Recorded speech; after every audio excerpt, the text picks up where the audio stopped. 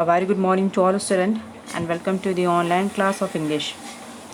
So student, here is our chapter 2 from close section. We are not afraid to die if we can all be together.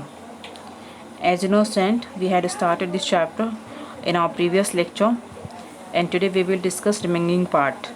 Okay, so let's begin.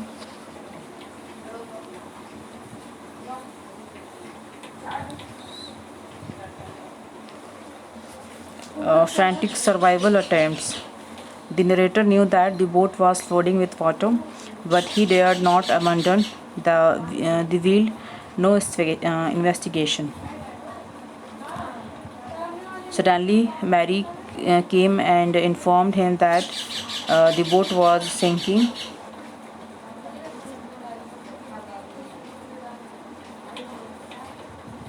As water was pouring in, he handed the wheel to her and crawled towards the hatch. Larry and Herb pumped the water out like madmen. The wooden beams had broken. And अब जो है इनका जो journey है बहुत ही ज़्यादा frantic हो चुकी है, ठीक। एंड नेटो को ये पता है कि अब बोट जो है वो पानी में तैर रहा था, मीन्स बहुत बैड कंडीशन है सबकी। नेटो को चोट लग चुकी है बट अभी भी उन्होंने अपना जो करेज है फाइट करने से विथ फियर वो उन्होंने नहीं छोड़ा है, ठीक है। But he dare not abandon the wheel to investigate. और किसी तरीके से जब उनको व्हील मिलता है डायरेक्शन देने के लिए बोट को, वो बहुत मुश्किल से उस पर वर्क कर पा रहे हैं बिकॉज बोट में बहुत ज़्यादा पानी भर गया है। And then Mary came and inform him that the boat was sinking as water was pouring in. तभी उनकी वाइफ मैरी आती हैं एंड इनको इन्फॉर्म करती हैं कि बोट जो है उसमें पानी बहुत ज़्यादा भर गया है, तो कभी भी बोट डूब जाएगा सी में। He handed the wheel to her and crawled towards the hatch.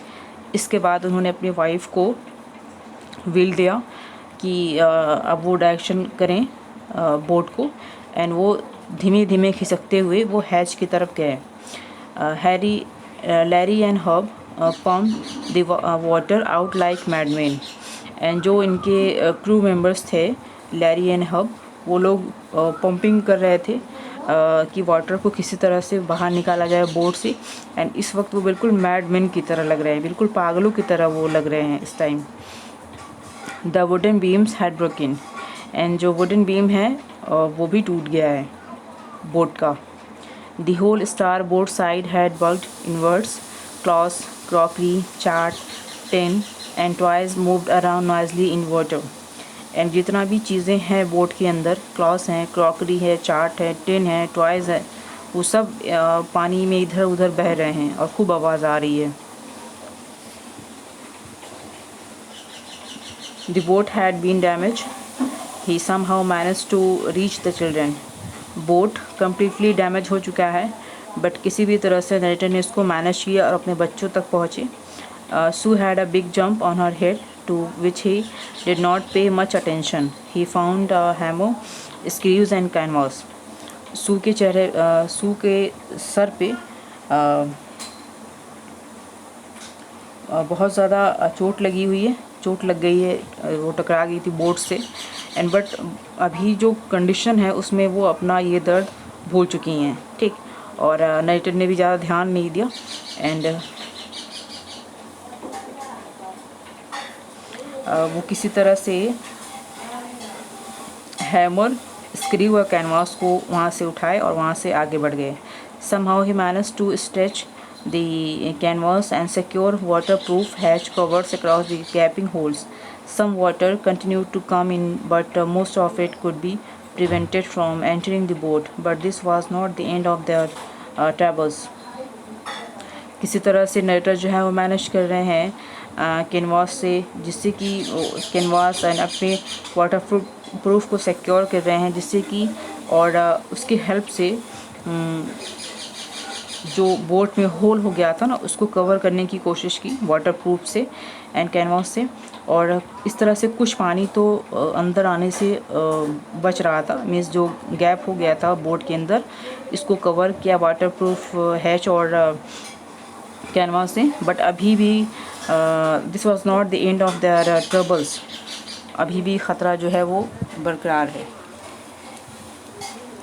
The hand pumps started jamming with the trash floating around the cabins. Soon their electric pump got short circuit and the water rose threateningly.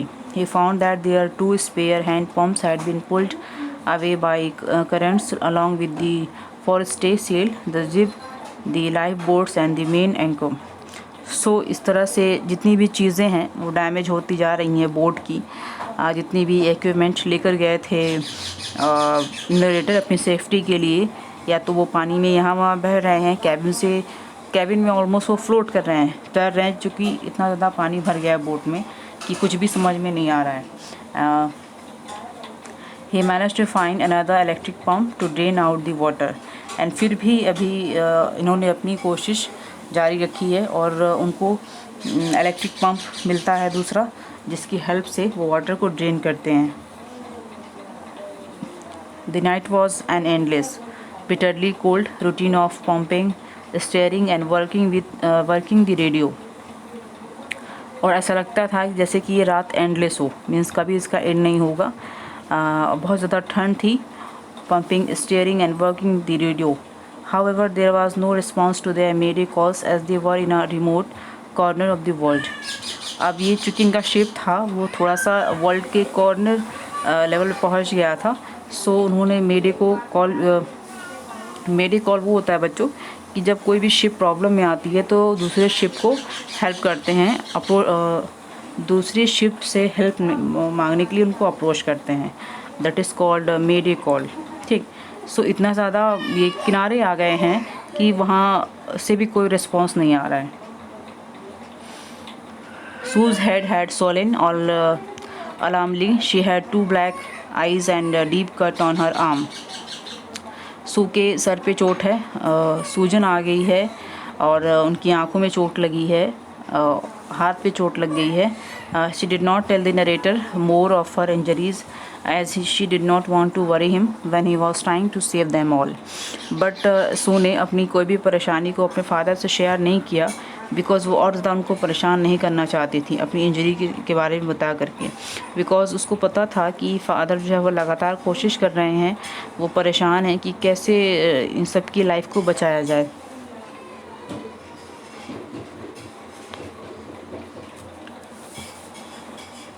On the morning of January 3, the pumps had reduced amount of water on board. Each of them took rest for 2 hours by turns. They had survived for 15 hours since the wave hit the wave walker, but the boat was not strong enough to take them to Australia. So जनवरी 3 की बात हो रही है, सुबह का time है, and जो pump की हेल्प से बहुत सारा पानी जो है वो बाहर निकाला गया और अभी सब लोग ईच ऑफ देम टूक rest for 2 hours by turn. अभी ये सारे लोग आराम कर रहे हैं बिकॉज़ बहुत थक गए हैं लगातार 15 घंटा मेहनत करने के बाद। मीन्स जब वेव वॉकर पर वेव का हिट हुआ था एंड कैसे इन लोगों ने उससे फ़ाइट किया, इसको करते हुए पूरे 15 घंटे लगे और अभी सभी लोग आराम कर रहे हैं। But the boat was not strong enough to take them to Australia. इनको ये बात अच्छे से पता थी कि बोट जो है अब वो इतना स्ट्रॉन्ग नहीं रह गया है कि वो इन लोगों को ऑस्ट्रेलिया तक पहुंचाए, मीन्स ऑलमोस्ट डैमेज हो चुका है। The narrator knew that the boat would not hold together enough long enough. He checked his chart and calculated that the only one hope for them was if they could reach Amsterdam, a French scientific base, one of the two pinpricks in the West Ocean. Mary found some corned beef and crackers, biscuits, and they ate their first meal in almost 2 days. Narrator को पता था कि अब boat की help से वो किसी भी डेस्टिनेशन पे पहुंच पाना उनके लिए मुश्किल है, बट अभी भी वो होपफुल हैं, ऑप्टिमिज्म है। सो उन्होंने अपना चार्ट्स अपना चेक किया, कैलकुलेट किया और एक ही होप थी उनके पास, वो ये थी कि वो किसी भी तरह से एल एम्स्टर्डम जो कि एक फ्रेंच साइंटिफिक बेस है वहाँ पे पहुँच जाएं।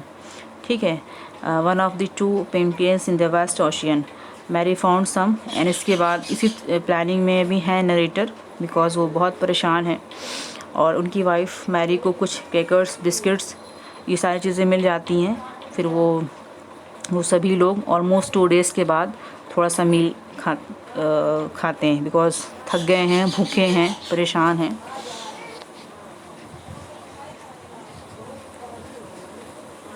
However, their relief was short-lived. The weather again started deteriorating, and by the dawn on 5th January, their situation was again desperate. But उनका जो रिलीफ है, जो सुकून था, वो शॉर्ट टाइम के लिए था। वेदर फिर से ख़राब हो गया और ये 5 जनवरी का सुबह का टाइम है। There situation was again desperate and again उनके जो सिचुएशन थे फिर से ख़राब हो गए।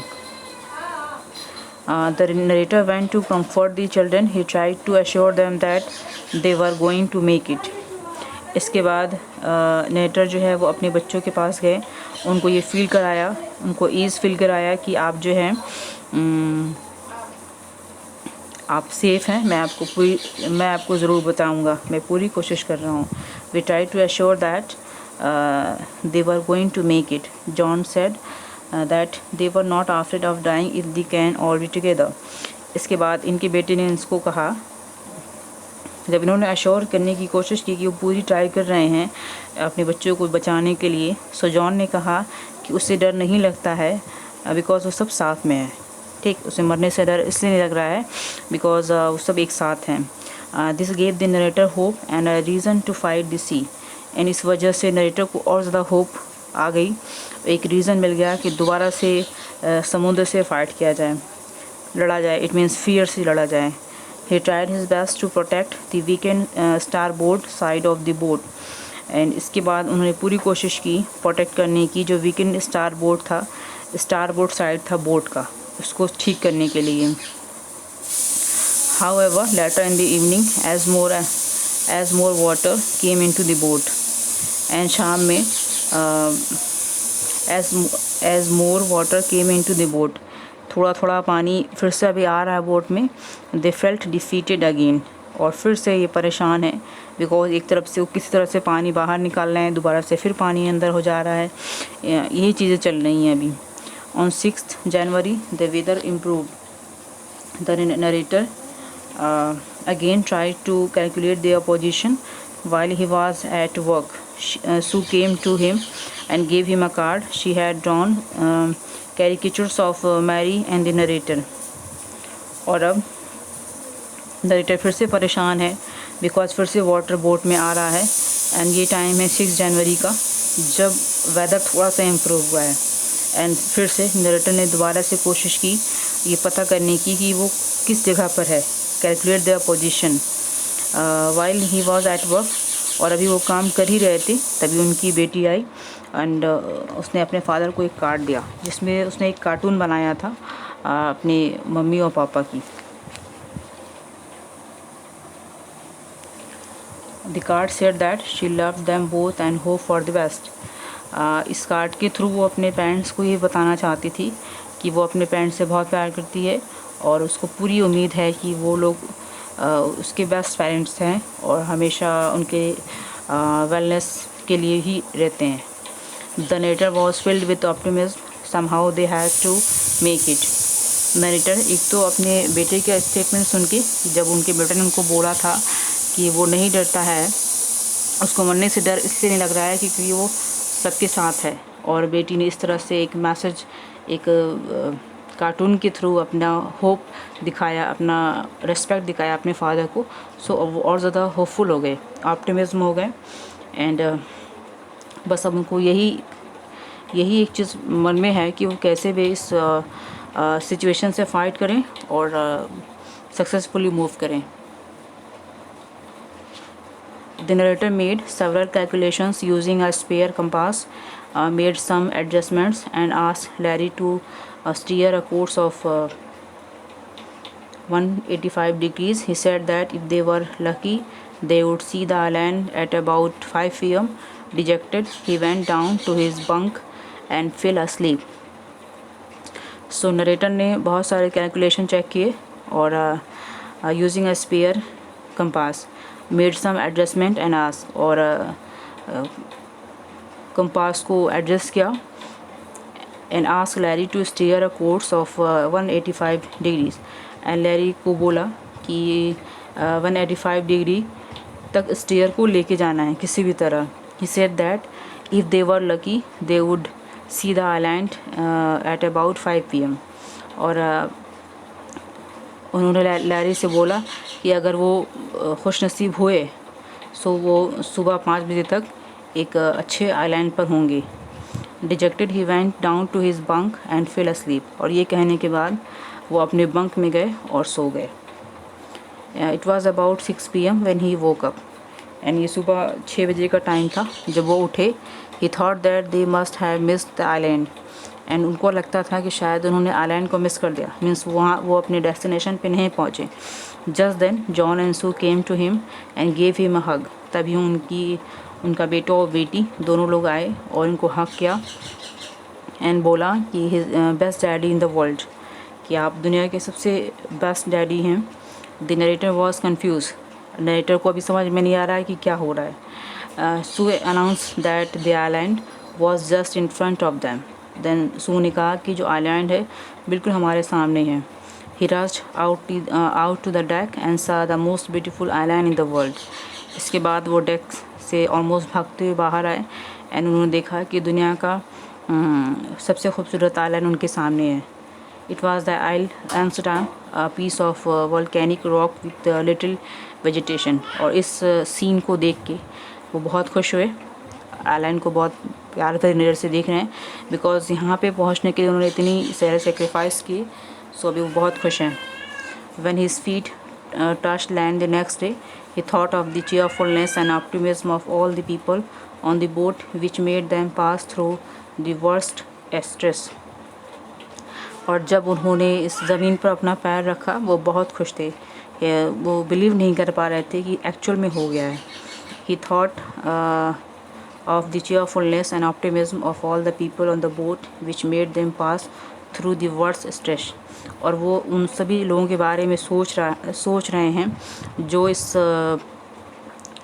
वर्स्ट स्ट्रेस में कैसे चेयरफुल थे, कैसे ऑप्टिमिज्म थे और कैसे उन्होंने इस डिफ़िकल्टीज़ को सक्सेसफुली फेस किया और अब आज सक्सेसफुली अपने डेस्टिनेशन पे हैं और अपनी जर्नी को एंजॉय कर रहे हैं, अपने डेस्टिनेशन प्लेस को एंजॉय कर रहे हैं. ओके, सो चलन, this is the complete expression of the chapter. We are not afraid to die if we can all be together. I hope you all will understand it. So thank you for now.